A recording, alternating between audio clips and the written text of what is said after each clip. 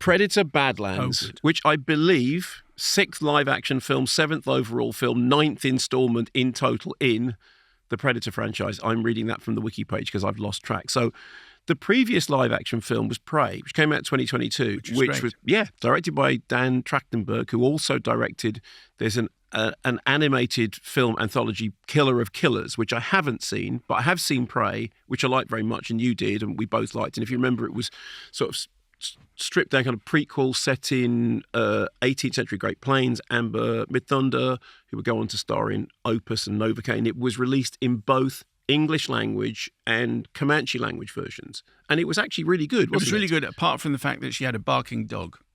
A barking dog? Yeah. That annoyed you?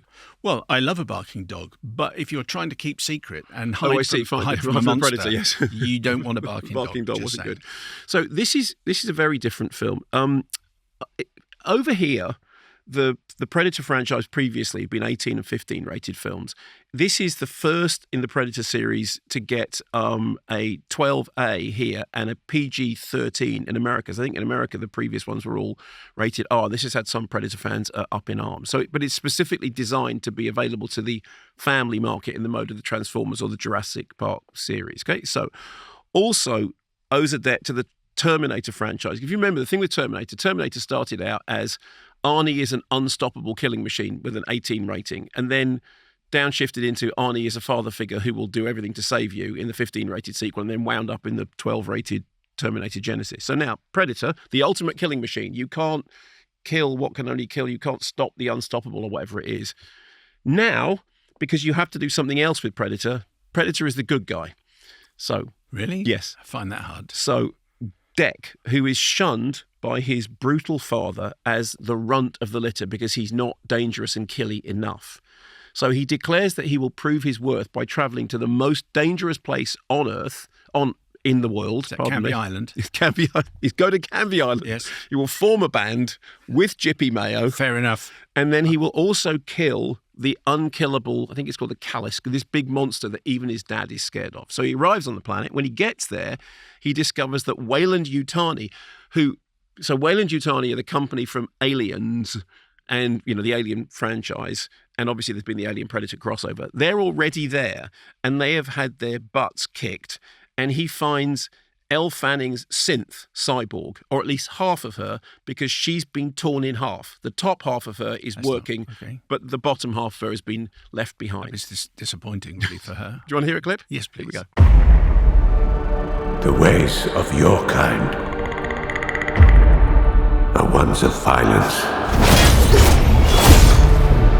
Either you are hunted, or you become the hunter. Welcome to Canby Island. That works.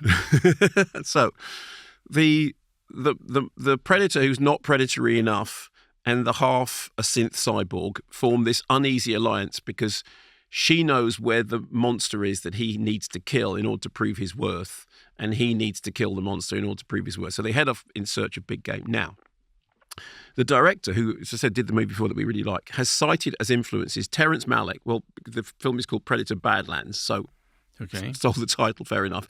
Clint Eastwood westerns and the Hughes brothers film, The Book of Eli, as influences. I have to say, I didn't see any of those influences. I saw a lot of Transformers because there's a lot of big, bashy, smashy crash. Quite a lot of some of the lesser Godzilla movies, again, just big CG monsters romping around. There's a bit of the Star Wars cantina in there, in the sort of space-age wildlife. There's a couple of straight lifts from Aliens, including the pulse rifles. There is a yearning for that awe factor of the early Jurassic Park movies, when you see something really big, and then the sort of the comic cuteness of the Guardians movies. But there is way, way, way too much of the kind of wobbly, heftless physicality or lack of it of, for example, the Assassin's Creed computer games. I mean, there's endless amounts of characters leaping around in that CG way as if the laws of gravity and physics don't bear any relation to what's going on screen, leaping up the sides of things. You think, no, that's not how it works. So according to the director, he said every shot of the film required visual effects works. And boy, does it look like it. I mean, it really, really looks like it's been put together, on a computer, and it would be much better done through a console. I mean, it's not without a certain degree of just big, bashy, smashy 12A charm. Elle Fanning is good. The guy who plays the Predator, Demetrius Schuster-Kolawamatangi, I mean, they're good. They make a nice kind of odd couple up to a point. But just considering the amount of stuff that's been thrown at the screen, I did find it weirdly unengaging, not least because the one before, the live action one before Prey, that we really liked, the reason that worked was you actually were involved in the character. You thought that's an interesting setup, and it's going somewhere that I hadn't expected. The end of this, incidentally, sets it up for a sequel because, surprise, surprise, the director has already said, well, I wanted the live action ones to be a trilogy because that's just trilogy. Yeah, just the way everything is now. So I thought it was kind of, I mean, I was unengaged by it, and it did feel a bit pointless, but not without some passing fun. Like I said, the 12A. I came out, and one guy I know is a friend. He said, "Oh, that was much, much more exciting than I expected." And I went, "Do you think?" I just thought it was a bit, But yeah, Predator. He's the good guy.